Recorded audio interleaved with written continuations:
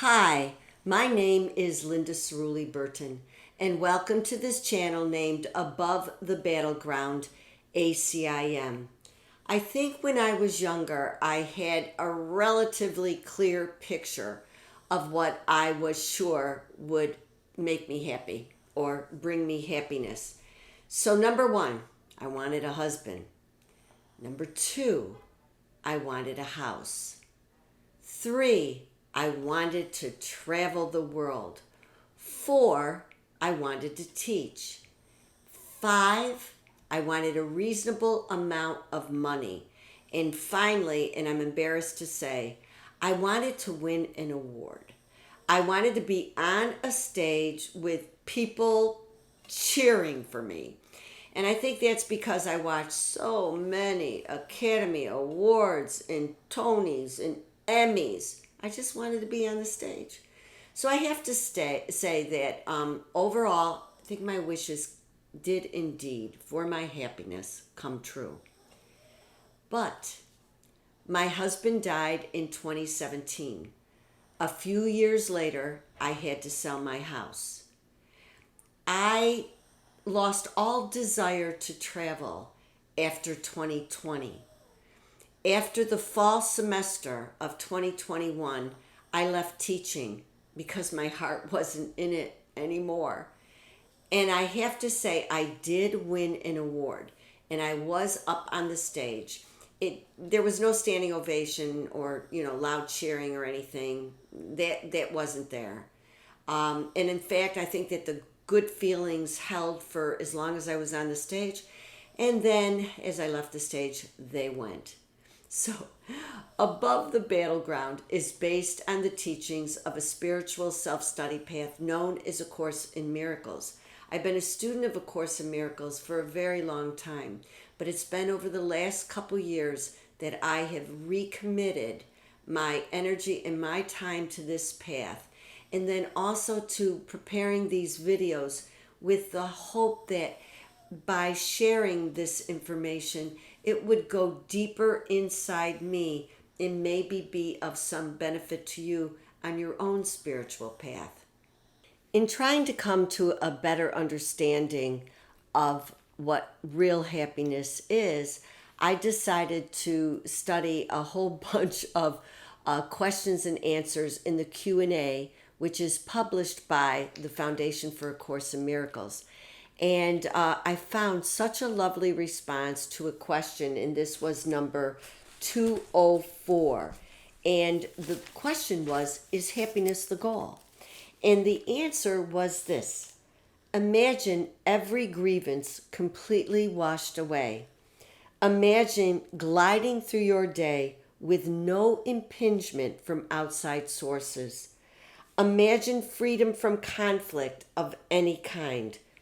Imagine knowing you are without sin and released of guilt. Imagine finding the innocence you thought was surely lost. Imagine everyone you meet as a brother you dearly love.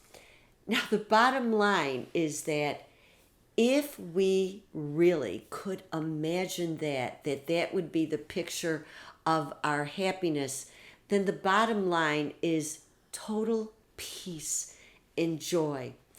I'm reminded that when Jesus is talking to me on the pages of A Course in Miracles, he is not addressing Linda as an individual, as a discrete physical and psychological identity. He's talking to my mind. And in the mind that is shared by everyone, all of us have a decision maker, a right mind, and a wrong mind. Now, a mind means thoughts. And to be very honest with you, this has nothing to do with behavior. It actually, A Course in Miracles, has everything to do with the thoughts with which you choose to think. And the bottom line is that it is the ego or the wrong mind that has created the brain, the body, sin, guilt, fear, attack, death, It's the wrong mind. But that's where you and I think we are. We think that we are bodies. We believe that we are living in a specific area. We have a certain particular circle of friends, family, and acquaintances. We believe that we are unique. And because we believe that we are here, A Course in Miracles meets us where we are. So, we have the choice. This will either be our prison or it will be our classroom. And what if every person, every event, every circumstance that seems external to me, that impinges on me, becomes my way home? Now, keep in mind that in chapter 6 of the text, it will tell us the ego always speaks first. And it's really angry. So I'm going to say that you make a remark to me, immediately I get a charge, I get a charge and the desire to respond. But what if, and this just happened a couple of days ago, what if when you mouth off to me, I can clearly see that you have gone into your scared, wrong mind. You have put up defenses where no attack was intended. You have done this, and I can look at you and know that you have chosen your wrong mind. You have chosen separation, attack. But then, when I notice, because I share that mind with you, that I can go into my right mind, my mind of spirit, my mind where the Holy Spirit, representing to me the voice for God, can instead generate in me a particular compassion and kindness towards your fear.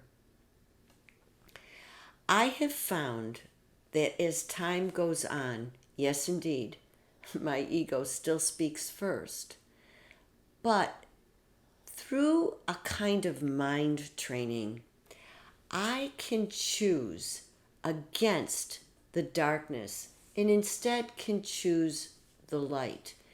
Now, this is not always easy, and sometimes it'll take quite some time for me to be in the space where I would be willing to put in the energy and the love into seeking out the response in that mind. But what's interesting is that it has actually nothing to do with my behavior and absolutely everything to do with the content of my mind. Now, it might be borne out in the world of behavior, what we can see or what we can hear, but maybe it will just be that I would be in a state of love and you would understand, or maybe not, but I would get it. And I then have found peace in non-attack. So it's very interesting. There's so many ways to look at what is going amiss, but it is a way of using everything in my real life with a little r as a way, as a classroom to find my way home. So the ego will always speak first. It will always charge me, make me angry, make me upset, knock off my peace. But then I can choose against it. And I can go to the mind of spirit. And I can choose in that mind thoughts that are not the same, as what the ego would have me think. And in that, in the mind, there is peace. In that mind, there is peace and joy and love.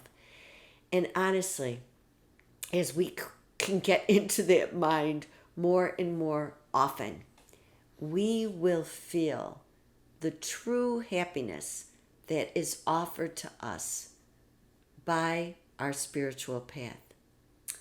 So thank you for being with me today, and I hope to see you again.